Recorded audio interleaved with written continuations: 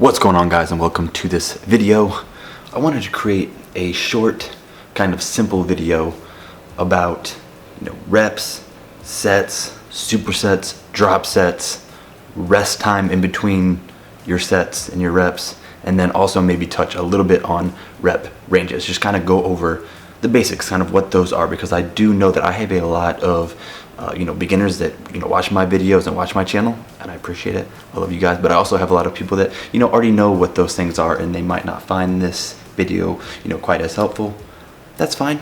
You can still hit the like button though, so make sure to still hit the like button, but let's not waste any time and just get into it. Let's start off with reps. So a rep is short for repetition, and that's nothing more than just performing the movement of the exercise. So let's say, for example, it's a shoulder press. As soon as I unrack the barbell, go down, and then push it back up, that is one rep or repetition. And it doesn't matter what the exercise is. It doesn't have to be shoulder press. It could be, pull up. So once I grab the bar and I pull up once and go back down, that's one rep or repetition. And then for sets, a set is all of the reps. So for example, let's say again, you're doing the barbell shoulder press and it says something like 4 by 10.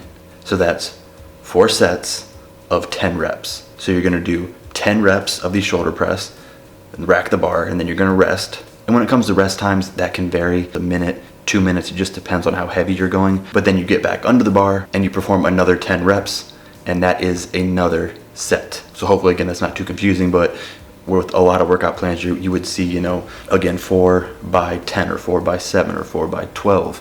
Those are pretty common rep ranges. If you're going heavier or more for, strength, you might see something like a 5 by 5. So that's 5 sets of 5 reps. And rep ranges do vary depending on your goals. They say a lot of times when you're trying to build muscle, you would go with a higher rep range for around like 4 sets. And if you're going to build, more strength, you're probably going to stay under, 5 reps for, 5, 6, 7 sets, something like that. Moving on to drop sets. So a drop set is when you perform the exercise, again, whatever it is, doesn't matter, squats, shoulder press, bicep curls, and then you immediately drop the amount of weight. So if you're doing straight bar curl, and then you drop the weight, no rest, after you performed, let's say 10 reps, you drop the weight, and then you hit another set of 12 to 15 reps immediately without taking that rest period. That is a drop set. A lot of times I do drop sets again to increase the volume, helps build muscle, things like that. So a superset is similar. Again, there's no rest time in between the exercise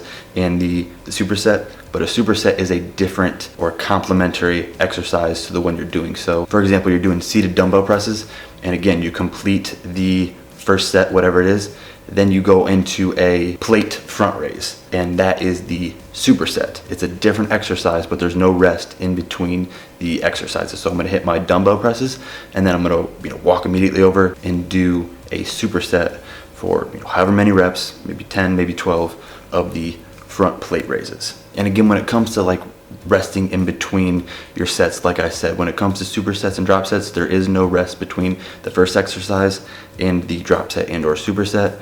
But if it's just like a 4 by 10, which is 4 sets by 10 reps, you would hit those 10 reps and then you take your rest. Again, 45 seconds, a minute, 2 minutes. It just depends on how heavy you're going. If you're doing more of a strength type program, you're gonna take a longer rest time in between hitting the next set. If you're going more for volume or building muscle, a lot of times they keep the rest period in between each set around a minute. But that's really all I wanted to cover in this video. Again, I hope the little graphics or the examples kind of helped. Hope I explained everything somewhat clearly. I'll put some additional examples in the description to kind of help explain further. But as always, let me know what you guys thought. Your feedback's always helpful to make these videos better. And also, please don't forget to subscribe to my YouTube channel for more videos like this. And I'm out.